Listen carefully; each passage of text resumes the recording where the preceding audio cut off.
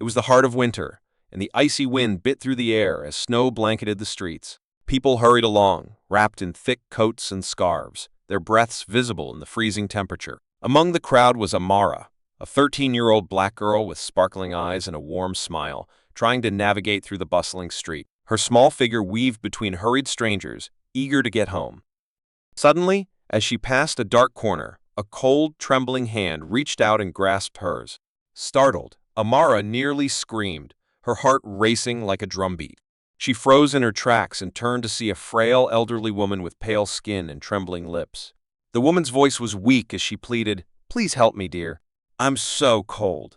Her tattered clothes barely protected her from the freezing weather. Amara's heart ached at the sight. Without a second thought, she unwound the scarf from her neck, her only source of warmth, and gently draped it over the woman's fragile shoulders. The woman's face lit up with gratitude, her watery eyes glistening as she whispered, "Thank you, my kind girl. May blessings follow you wherever you go."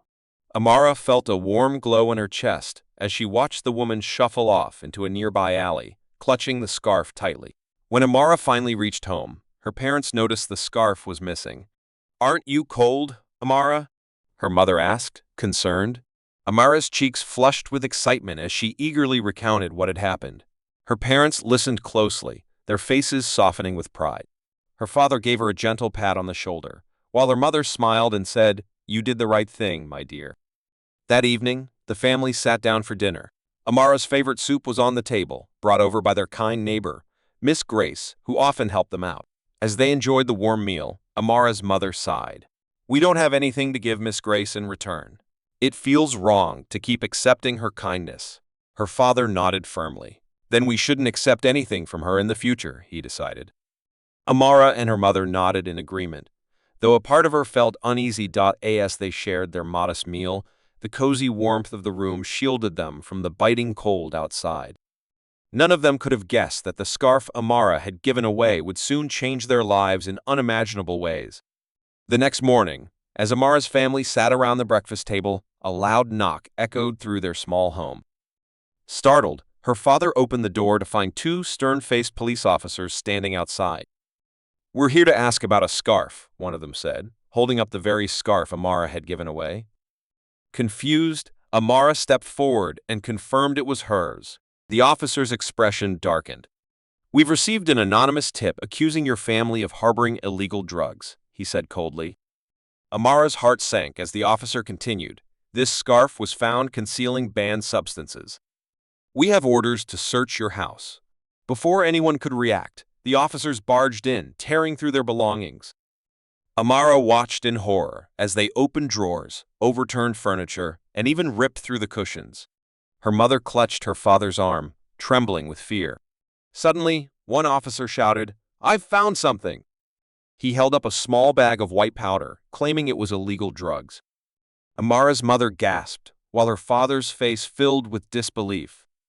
"This isn't ours," he protested, his voice shaking. Amara pleaded with them, trying to explain how she had given the scarf to an old woman, but the officers dismissed her words with cruel sneers. "You filthy black people are all the same," one officer spat. Amara's stomach twisted in fear and anger as they cuffed her parents and dragged them toward the police cars parked outside. "Wait!" Amara cried, tears streaming down her face. "We didn't do anything wrong." But the officers showed no mercy. Amara was taken away separately and placed in the back of a different car. She felt trapped and powerless as the events unfolded around her. The voices of the neighbors whispering accusations burned in her ears, making her feel small and helpless. At the police station, the truth hit like a thunderclap. The powder had been confirmed as drugs, and to make things worse, her entire family was falsely accused of using them. Amara's parents were thrown into jail, and she was sent to a juvenile detention center. Amara sat alone in her cell that night, her heart heavy with fear and confusion. How had her simple act of kindness led to this? As the cold walls of her cell closed in around her, one thought haunted her mind: would they ever be able to prove their innocence? Life became a living nightmare for Amara and her family. While her parents were locked away in prison, Amara was sent to a juvenile detention center. The cold walls of the facility felt nothing like the warmth of her home. The air was heavy with tension, and everywhere she turned, she was met with harsh glares and mocking whispers. Her first day in the detention center was overwhelming. The other kids stared at her with cold eyes, sizing her up like predators eyeing their prey. During lunch, she carefully carried her food tray to an empty seat, only for a group of rowdy kids to surround her. One of them sneered, "You black people don't deserve to eat on tables. Your food belongs on the floor." With a cruel laugh, they knocked her tray over, sending her meal splattering onto the dirty ground. Amara's face burned with humiliation, but she stayed quiet, too scared to fight back. Meanwhile, her parents were facing horrors of their own. In prison, they were treated like criminals and targeted by both guards and inmates. "You filthy black people deserve to rot in here," one inmate spat as they shoved Amara's father against a wall. Bruised and battered, her parents endured the abuse in silence, unable to defend themselves. Back at the detention center, Amara tried to keep her head down, but the bullying only grew worse. Every day felt like a battle for survival. One day, while she was in the restroom, a group of older kids cornered her. Their leader grinned wickedly and said, "Let's see if black girls are strong enough to handle this." They grabbed her arms and tried to force her head into the toilet. Panic surged through Amara as she struggled to break free. Summoning every ounce of strength, she shoved them aside and bolted out of the restroom. Her heart pounded as she ran blindly through the halls, tears streaming down her face. But no matter where she went, there seemed to be no escape from the cruelty surrounding her. Fate led her to a fenced-off yard behind the facility. She glanced back and saw the bullies chasing after her, their laughter echoing in the distance. Desperate, she decided to climb the tall fence. Her hands trembled as she gripped the cold metal, pulling herself up while their taunts rang in her ears. "You'll never make it, black girl," one of them shouted, but Amara refused to give up. She reached the top and glanced down at the other side. Her freedom was so close, but the drop was steep. With no time to hesitate, she jumped, landing awkwardly and feeling a sharp pain shoot through her arm. She bit her lip to keep from crying out. As she stumbled forward, she noticed a figure in the distance, a woman who looked eerily familiar. Could this woman hold the key to her family's innocence? Amara's heart pounded as she followed the woman who had caught her attention. She couldn't shake the feeling that she'd seen her before. Despite the sharp pain in her arm, she pushed forward, determined to find out the truth. The woman walked with a calm stride, completely unaware of Amara trailing behind her. When the woman entered a small, run-down house at the edge of the neighborhood, Amara crept closer, hiding behind a tree. Peering through the window, Amara froze. Her eyes widened as she saw the walls of the house covered with pictures of her father. There were old photos of him smiling, some taken at their family gatherings, and others she didn't even recognize. It was like a shrine, a disturbing tribute to her father. The sight sent shivers down her spine. Who was this woman, and why was she so obsessed with her father? As Amara strained to hear through the slightly open window, the woman's voice reached her ears. She was muttering to herself, her tone shifting between sadness and anger. "Why didn't he choose me? He should have loved me. I would have given him everything. But no, he chose that black woman and their pathetic family. They all deserve to suffer for his mistake." Amara's stomach churned with a mix of fear and rage. This woman was the reason her family was suffering. She wanted to burst through the door and demand answers, but she forced herself to stay hidden. Suddenly, the woman pulled out a scarf, the very same scarf Amara had given to the elderly lady on that cold day. Amara's mind raced as the woman chuckled darkly. "It was so easy," the woman said, her voice dripping with malice. "I just slipped the drugs into the food I gave them. That scarf? The perfect way to frame them. And now, they're paying for what they did to me." Her laughter echoed in the small room, and Amara's blood boiled. Gathering her courage, Amara decided she couldn't stay silent anymore. She pushed open the door and stepped inside. The woman turned around, startled, but her surprise quickly turned into a twisted smile. "Well, well, if it isn't the little girl who thought kindness could save the world," the woman sneered. Amara clenched her fists, her voice trembling with anger. "Why are you doing this?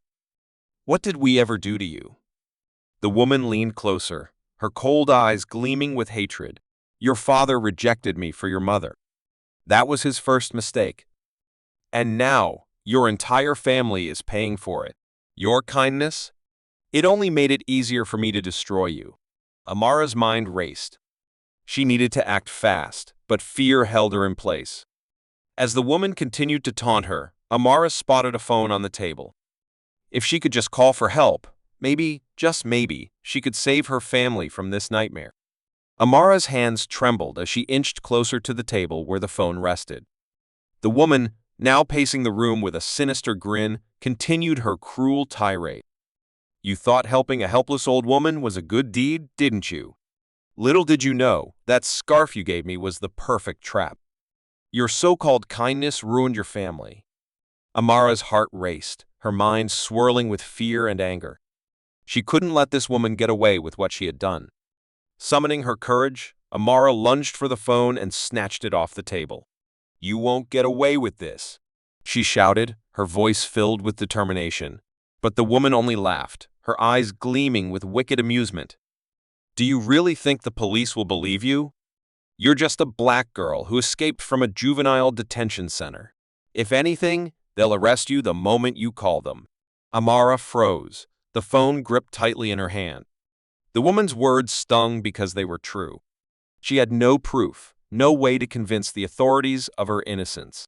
And if she got caught, it would only make things worse for her family. As if sensing her hesitation, the woman lunged forward and ripped the phone out of Amara's hands. Nice try, sweetheart, she sneered, tossing the phone aside. But this is my game, and I always win. Amara's eyes darted around the room, searching for an escape. Her gaze landed on a small window, slightly ajar. Without a second thought, she sprinted toward it. The woman shouted after her, but Amara didn't stop. She climbed through the window, ignoring the sharp pain in her injured arm, and tumbled onto the ground outside. Pain shot through her body, but she forced herself to her feet and started running. The cold air bit at her skin as she darted through the dark streets, her mind racing with thoughts of her family. She had to find someone who would believe her, someone who could stop this madness. Suddenly, the sound of sirens filled the air. Amara's heart sank. Were they coming for her? Panic gripped her as she turned a corner and pressed herself against a wall, trying to stay hidden. The police car screeched to a stop in front of the house she had just escaped from. Amara watched in stunned silence as officers surrounded the house and burst through the door. The woman's angry screams echoed into the night. You've got the wrong person. That black girl is the criminal, she yelled, her voice filled with desperation. But the officers ignored her protests. One of them emerged moments later, holding a stack of evidence files. We've been watching you for years, he said coldly. It's over. You're under arrest. Relief flooded Amara's chest as she realized the truth was finally coming to light. For the first time in what felt like forever, hope flickered in her heart. Amara stood frozen as the police dragged the woman, now identified as Madeline, out of the house in handcuffs. The once confident grin on Madeline's face had vanished, replaced by sheer panic. You're making a mistake, she screamed, struggling against the officer's grip. That black girl is the real criminal. One of the officers turned to her with a cold stare. We've been tracking your crimes for years, Madeline. Everything you've done, from planting drugs to framing this innocent family, has been documented. It's over. Amara's legs felt weak as she watched the scene unfold. She couldn't believe it after everything her family had endured. Justice was finally being served. Tears welled up in her eyes, but she quickly wiped them away. She wasn't out of the woods yet. A female officer approached Amara cautiously. Are you Amara Johnson? She asked gently. Amara nodded, her voice barely above a whisper. Yes, that's me. The officer's expression softened. We owe you and your family an apology. We've uncovered all the evidence proving your innocence. You've been through a nightmare, but it's over now. Hearing those words, Amara's knees buckled and she sank to the ground. For the first time in weeks, she felt the weight of fear and despair lift from her chest. The officer knelt beside her, offering a reassuring hand on her shoulder. We've also arranged for your family's release, the officer continued. They'll be home soon. Relief flooded through Amara, but her thoughts immediately turned to her parents. She couldn't wait to see them again, to tell them everything that had happened. "Thank you," she said, her voice trembling with emotion. The next day, Amara waited anxiously outside the detention center where her parents were being released. When they finally stepped out, she ran to them, throwing her arms around them. Tears streamed down their faces as they hugged tightly, their family reunited at last. Back at home, the atmosphere was bittersweet. The scars of their ordeal were still fresh, but they were determined to move forward. The police had not only cleared their names, but also awarded them medals for helping expose Madeline's crimes.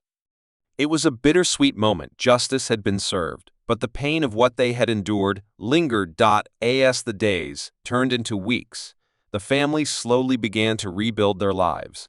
The community, once filled with judgmental whispers, now treated them with respect and kindness. Even the weather seemed to change, as if mirroring the warmth that had returned to their lives. Amara often thought about how her small act of kindness had led to such a whirlwind of events. It had been a painful journey, but it had also brought her family closer together. Sitting by the window one evening, she smiled as the sun dipped below the horizon. They had been through darkness, but now there was light.